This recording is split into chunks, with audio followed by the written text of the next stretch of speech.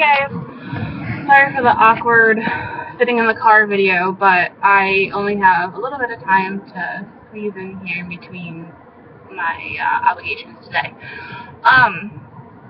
So hello again, and just to recap, I am completing my placement with a public school system, and I have sort of shifted gears in my placement a little bit, and I am working right now they have an integrated preschool program. So I can't remember if I explained that at all in any of my other videos or discussions. So briefly, it is similar to, I imagine, any other integrated preschool programs, but there are 16 slots in each of the programs.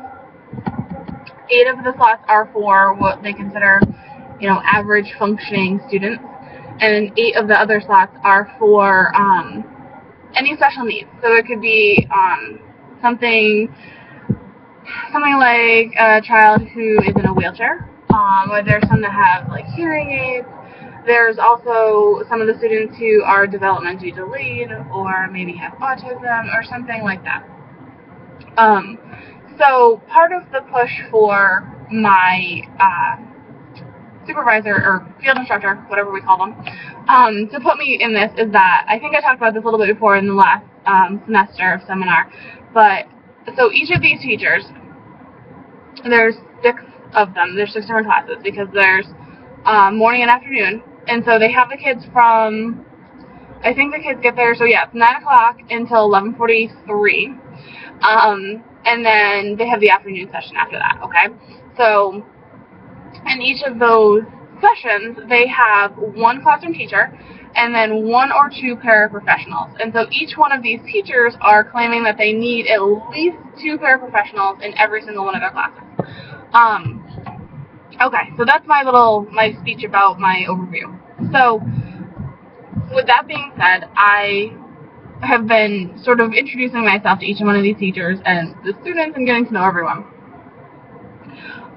So today, what I wanted to talk about a little bit was, I guess, sort of like safety and maybe even sort of policy stuff gets wrapped into it, because I think I mentioned again before that I have realized that in my career so far, working within a school system, there are so many different politics and policies involved where if I were doing in homework, I would take a much different approach.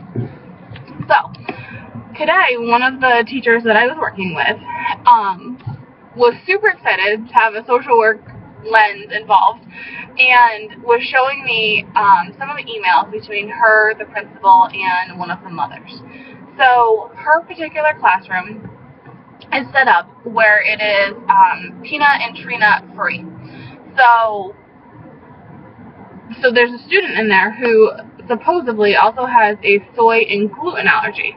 So the teacher had taken it upon herself to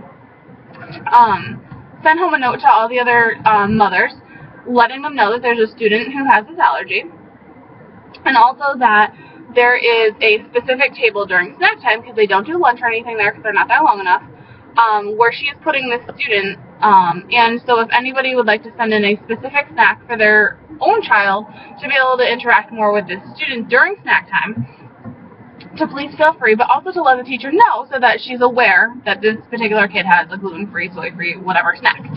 So the mother of the student was livid that this note was sent home. So the teacher was taken back a little bit, thinking that, they had done the right thing by alerting everybody. So the point of all of this is more that the mother is now putting it out there that she wants the entire classroom to be completely soy, gluten, tree nut, peanut, everything free. And she feels like she is not, out of line by requesting this.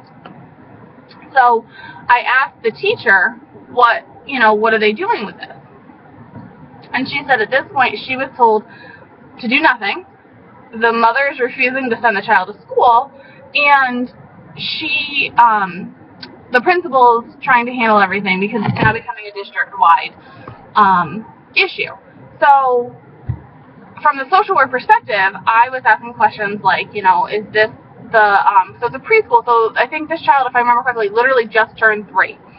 So I asked, is this mother's, first child? Is this the first time he's ever gone anywhere other than being at home with mom? And the answers were yes. He is her first child, and he's never been in daycare or out of her care. So I was looking at it again with the sort of social work lens of, maybe this is just, a mom who's playing mama bear and wants to make sure her child is safe, and that's where she's coming from. So if somebody would take the time, to sort of take a step back from the policy and, all of that piece of it, this child is deserving of an education, one where he's safe, and also where the mom feels safe sending him and shouldn't have to be worried that he's going to come home with gluten or soy or something, on him and whatever. So when I brought that up, the teacher said, well, I can't do that. That's not my role. So I get that. But I guess where I was kind of stumbling on it is, to me, it seems so simple that let's sit this mom down and let's make her feel comfortable. Maybe that's all it's going to take for her to feel like, okay, they understand, they hear me, they're not ignoring me, and they want to take care of my son like I would take care of my son. And I was told that at this point is not what's going to happen. I am going to bring this to my supervision, my field instructor, because I'm pretty sure she's probably aware of it, but I don't know. But so anyway, so I'm well over my time. I apologize. But my question for you guys is, one, have you experienced anything like this as far as, we can't just do what we think might be helpful, and sort of any insight that you guys might have on this that maybe I'm missing something. I would greatly appreciate any insight and any tips that you could give me to be able to help with this situation. All right, guys, thank you, and I apologize it's so long.